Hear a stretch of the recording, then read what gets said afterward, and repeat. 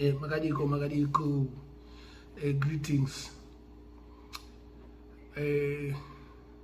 First of all, I'd like to thank everybody for supporting Mad Minox, the Ghetto Crown King, and the Mad people. Tutenda nokuona kwamurikuita mavideos edu muchifambisa shoko kana pasina mima pana inini handiti. Uyezve ndoda kutenda vese vakomana nevasikana, varume nevakadzi. Ladies and gentlemen, boys and girls, give thanks here for everything.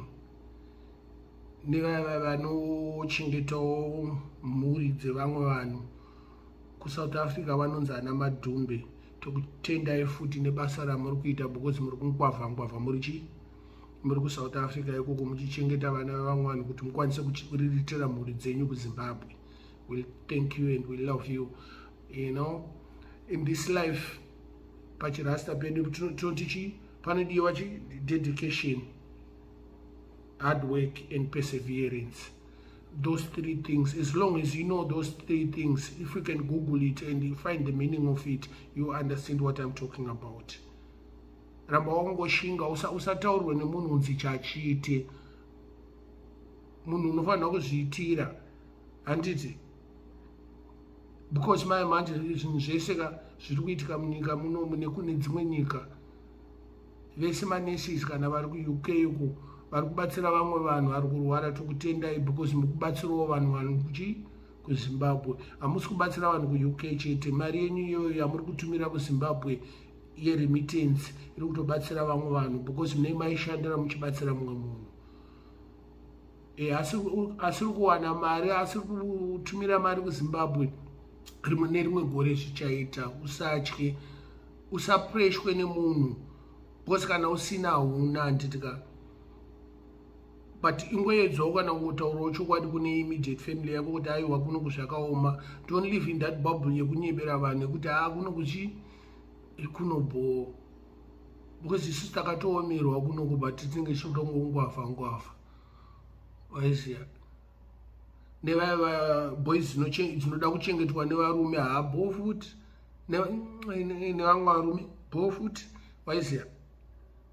Neboys dzinoda kuchengetwawo nevakadzi bo futi. Hapana. Hatingambosarudzira munhu upenyu hwake ka. Taizvita tiri vana vadiki but manje takuita inonzi tolerance. Handiti? Tongokugamuchirai nezvamunenge muchiita. Isusu zvedu isusu tinongoda kutamba nevakadzi, ndinoda vakadzi. That's all it is. Nana moms vedu vanoenda kuningi kumusika kuseni na 4. We love you and tokuziya munomuka kusenseni muchikwira kana makombi nezvimabhazi zvaizvera muchibva kuna Dziva rasekwa nekuchitumbisa ana Epwith muchienda kumbare musika muchinotenga madomasi neonyenzi nemuriwo netumwe tunhu tumabhatanatsi tunonaka mozotengeserawo pamberi pegedhi kana pamusika wenyu kumaraini kwenyu. Tokutendai zvikuru nekuchengetedza nyika zvakanaka. Chinhu chese chine munhu wacho. Hatingamboita malawyers kana madoctors kana manurses kana mateachers tese. Chinhu chese chine munhu wacho.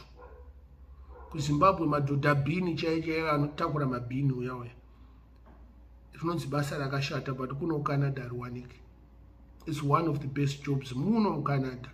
In case you never know, unotobhadhara zvakanyanyisa and hariwanike. You have to be practically almost related to somebody anosenza ikoko or baba wako or sekuru wako is part of that company. Gara makazvisiya izvozvo ndozvinoitika paCanada pano. Handiti? Saka vese vari kushanda nevasiri kushanda tokutendai chikuru kufema.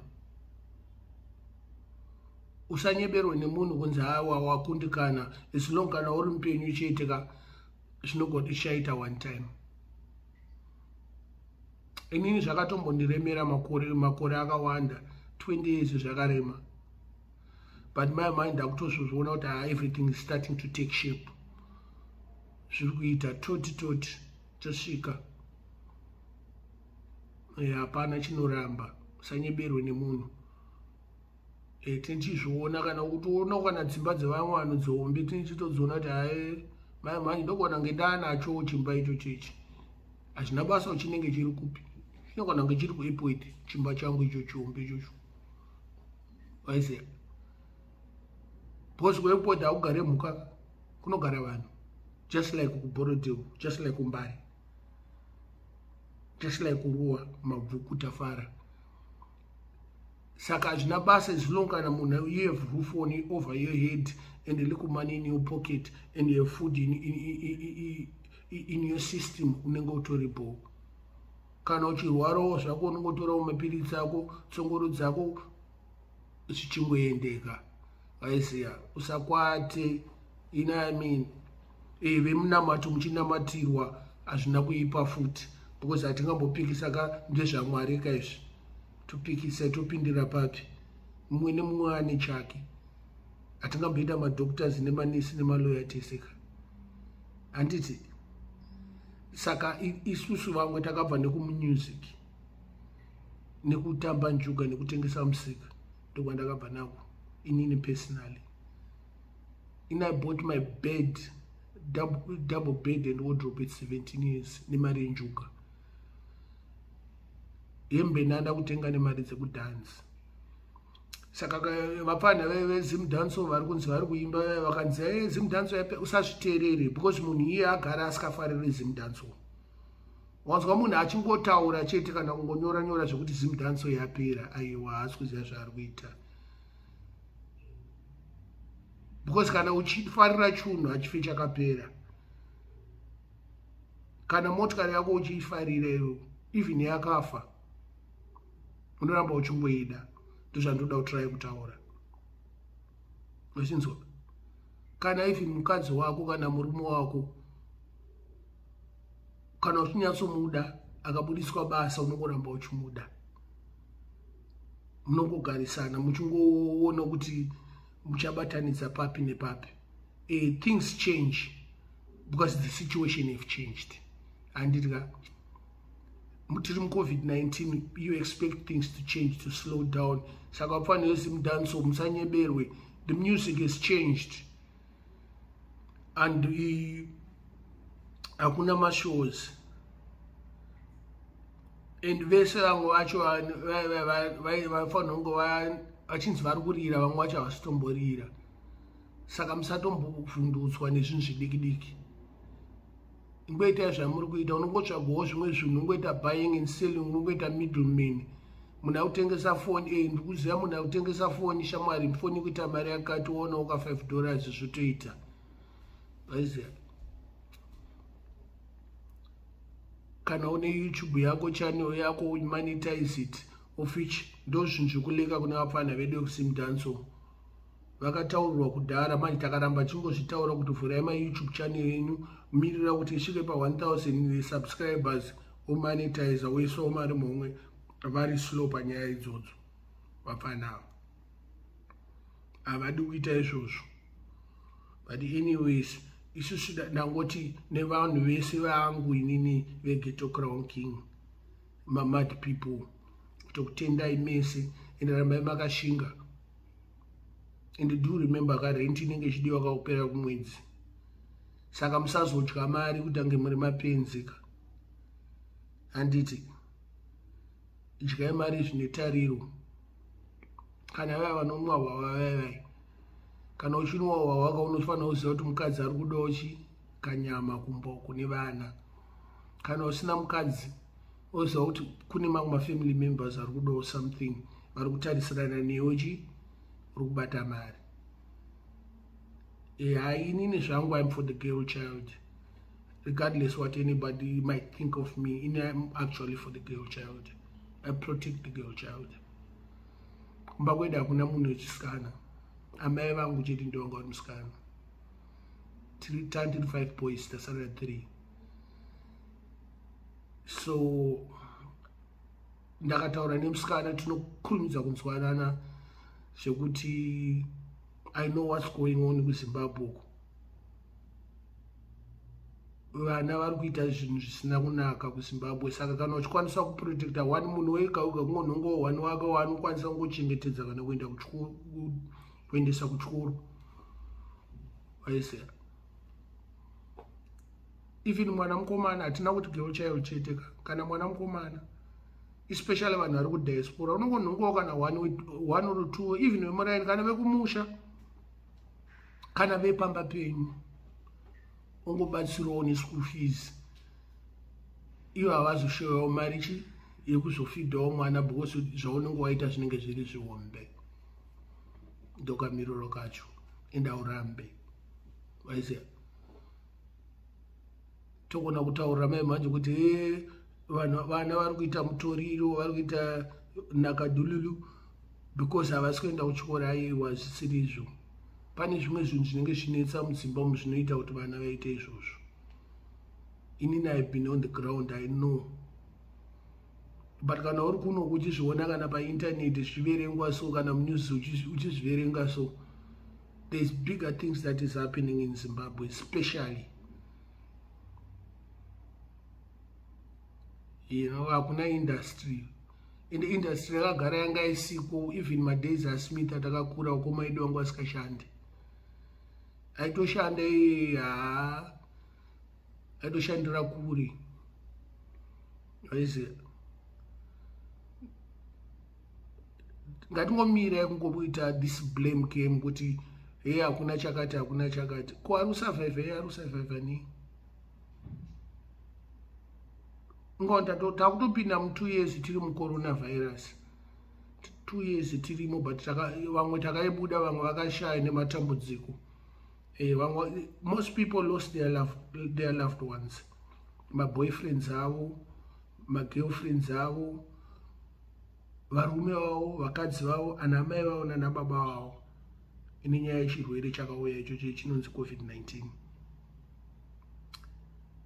Saka kana chisati chakuwirawo kumba kwako ungozvigamuchirawo ungosimbisanawo nevamwe vanenge vafirwawo nechirwere ichocho ichi.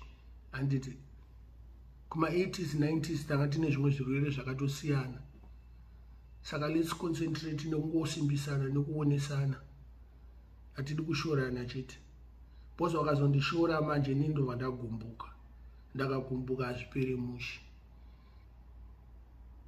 Handiti saka ngatingoona kuti ngatitreatanewo nerespect, because mai manje ndakutreata vanhu nerespect. Handichadi kutaura zvisina nebasa rese because ndakatodzwa nevamwe vanhu kunze vana vadiki vari kuona zvandiri kutaura.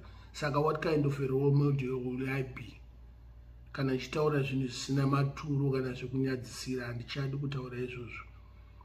Hazvisi zvinhu zvinoenderana nemakore andinawo.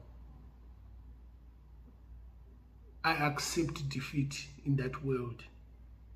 But hazvirevo kuti ukapinda neimwe isiriyo zvinogona kuuya futi. Takangohenga mabhutsu chete kuitira kuti tingoona kuti munhu wese anzwisisa kwatiri kuenda. Handiti kana uchiitawo zvekuba kana uchiitawo zvekutengesa nakadhululu uri kwauri ikoko, make sure kuti residence yako iri safe, because hatidi kuzokunzwa yekunzi makudzorerwa kumba hazvinakidzi. Kana uri kuZimbabwe unoenda kujeri, ende unoenda kujeri for a long time. But kana uri kudiaspora, the end results, even kana uri citizen wakangoseva more than 12 months, they can strip you out of that. Be very careful. Usanyeberwe nemwe munhu. Yes, it's quick money. I know plenty of people vakadzororwa kuZimbabwe takatovagamuchira munharaunda yedu yekumbare yai, and tichitovaonesa kuti haona apa be strong. Handiti saka kana uchiri neopportunity yekusiyana nezvimwe zvinhu siyana nazvo kuchiri kwakachena. Bosi kwaunogona kuenda kwauri kuenda usiku you understand. Musangoita zvinhu zvisina nebasa rese kana muri kudiaspora. Ngationesane ipapo. Handiti kana vanoimba vai woimbawo zvakanaka noti ungoimba zvekunyadzisira, because music yako iyoyo inokuteera. Zvapana kana zvandotaura izvo zvichanditeera nerimwe gore kana zvandakambotaura shanditeera unzi German ndoka German vaive kutaura zvakata wakutanga kunyara nyara wakakulezi ndakakulezi kane 70 years utomboti man kuchifuti zvakandapindwa nei zvibude ka German handiti vanhu vakadzika muchengetedza vakadzi venyu ende vakadzi vofuchengetedza varume venyu zvichiendeka tichiwirirana kana uchindidawo unditaurire kuti bad Minox ndokuda ndokudawo futi handiti love inouya nepakasiyana mumwe anogona kufanira kungotaura neni chete mumwe anogona kundida zvekudaro mumwe anogona kufanira kundiona saka don't jump to conclusions bvunza munhu kuti uri kundifarira undida nelevel ipi because mumwe anogona kundida nelevel 4 yangu yekupenga penga isina nebasa rese mumwe anongofanira kungondiona just to see me obva ngonakirwa nini zvatopera Lord Jesus. Yeah, I'm standing tall about a lot of issues, and hopefully vanhu vese vanounderstand kuti where we're coming from and where we're going, because everything that is a beginning is an end. Ngatingoonesana pandinotadza inini ka wakandionesa with respect ndonzwisisa but wakada kuita zvekundidhisa same time ndinongouyawo ndine different vibe handiti ndo zviri kutoitika munharaunda. Hakuna chinhu chinonzi chakawandirwa, remember that. Hakuna. I know vakadzi vanotengesa hembe Zimbabwe. Hautaurwa nemumwe mukadzi kunzi hai zvawandirwa nevanhu. I know vanotengesa mafoni vakawandisa. Hakuna chinhu chakawandirwa. Because vaimbi vekuZimbabwe vakawanda. But kuimba hakuna kuwandirwa. Because vari kuimba kuZimbabwe, it's just a small little fraction of our country to America, you will never find them again. Why is it? A fraction.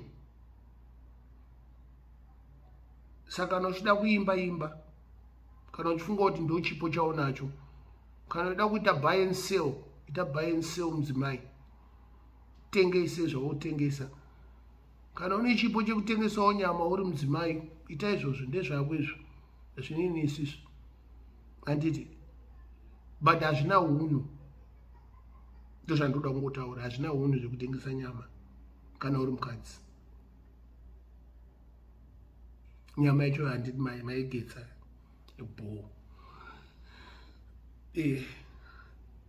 Like I said, hakuna chinhu chinonzi chakawandirwa. Bozi wakaenda pamusika paipa pembare paipai. Panenge pakaita kuzara vanhu mavhenda vachitengesa. Wakabuda pamusika panze pacho pakazara, wakaenda mutaundi kwakazara. Kungobuda so just a city close to Harare uchitungwiza kwakazara futi vanhu vari kutengesa. Saka zvakawandirwa nani? Tani yeye akutaura zvakawandirwa ambouya kwatiri timbomugadzirisa. Kuno kana kuuya kudiaspora kuna Canada na America iwono na UK. Here UK Canada kwawandirwa. Wandirwa nani? Who are you to tell somebody kuti kwawandirwa? Hey, South Africa kwawandirwa nani? Mbomira mbonyarara kana usakwanisa kuenda iko kana usakwanisa kuita zvinhu zvacho. Ingonyarara. Hakuna chinhu chinowandirwa. Never. It's production after production because anything chinongofema chete. Mota chainofema inosvika pakufa. Anything chinofema chinosvika pakufa. Saka panotozoda chimwe futi chinogadzirwa futi semunhu. Radio, TV, zvese zvinhu zvinofema, but you guys don't even understand kuti chinofema sei. Because chinogadzirwa. TV taiona zvigubhu zvima TV zvakudhara muchiri kudziona here maimanje. Takuona ma-flat screen, takuona ma-70 inch, ma-65 inch. Zvanga zvisipo 5 years ago. Saka remember, dedication, hard work and perseverance, and learn to stand tall. Chawafunga kuita ita. Even wakataura mumwe munhu akakutaura kuti hauzvikwanisa, give it a try. You can never fail unless you try. That's my point. And kana waedza kana zvaramba, give thanks for the blessings yaunenge wapiwa. Munhu anogona kunyura, but just give thanks because wakaregedza kutenda zvaunenge waitirwa nguva iyoyo hazvibudi. Sometimes unogona kukwereta mari wotadza kuidzorera. So kuenda kune munhu iye unyatsomuexplaina kuti aona hama yangu, mari yawakandipa zvakazotadza kubuda, but mai manje ndine mari togona kungokudzorera ndozotsvaga imwe yacho mbichana. But hapana chinoramba kana uchida kuti chiite. It's just like a relationship. It can fall and you can resurrect it. But anyways, give thanks and have a good day here. I'm out.